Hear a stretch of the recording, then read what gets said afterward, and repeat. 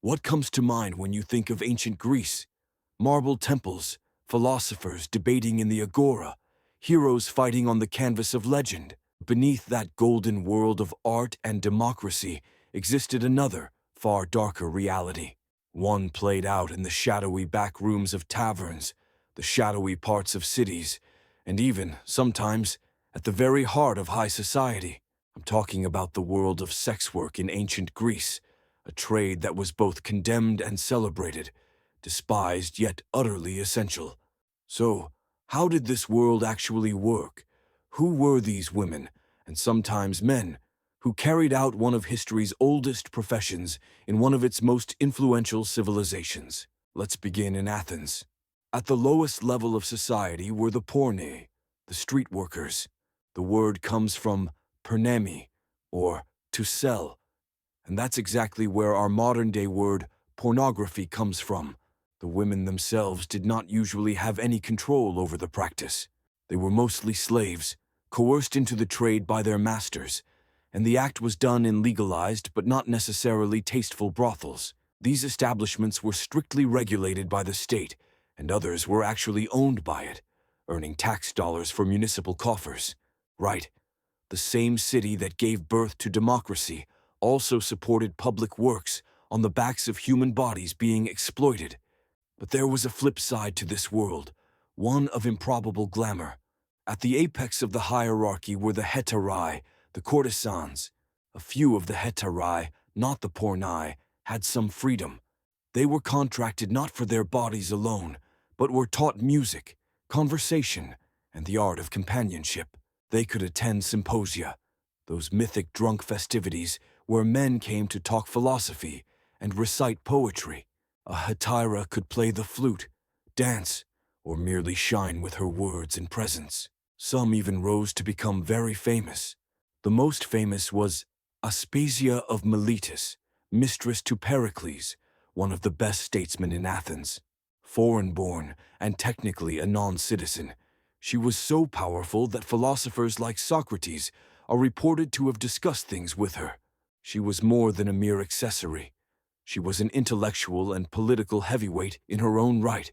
The contrast between heterai and pornai is so revealing of the Greek world.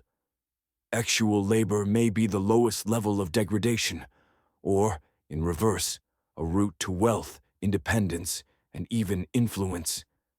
And the line separating the two was extremely thin. A woman's fate under this economy too frequently had little to do with individual traits on her part, but with the circumstance that she was born free or slave, and what powers pushed her into the trade. And we must also ask, how were they treated? In a legal sense, their status was precarious. Athens' citizen women were tightly controlled, relegated to the home and wifehood and motherhood. But these ex-workers were out in the open, outspoken about their views, and accessible to men away from the shelter of marriage. That made them both frightening and inviolable. They were desired, yet contaminating. Greek comedy continued to mock them, but Greek tragedy and philosophy sometimes hinted at their lethal attractiveness. And this world was not exclusively female either. There were male sex work forms as well, but they were surrounded by cultural prohibitions. In Athens, sex between older and younger men was a part of the public domain, glorified in certain contexts as mentorship, but open male prostitution was disapproved of. Freeborn men being sold into prostitution could be stripped of their political status. It was a brutal demonstration of sexuality, power, and citizenship, and how they intersected. And something that will shock you: religion was never far from this one. Types of sacred prostitution, in which women, and sometimes men, became linked with the cult of a god, were recorded in Greek colonies and in neighboring cultures. Even if contemporary scholars are unconvinced of the accuracy of these reports, that it could even be imagined shows how fluid the distinctions between the sacred and the profane had become. What one city repudiated, the next would consecrate. So what does this tell us about ancient Greece in general? It tells us that the civilization so often depicted as the cradle of Western values was built out of contradiction too. The same society that brought us Plato's Republic taxed brothel slave women. The same men who built the Parthenon whispered in courtesans' ears during late-night symposia. Ultimately, the history of sex workers in ancient Greece is not about sex. It's about economics, power, gender, and survival.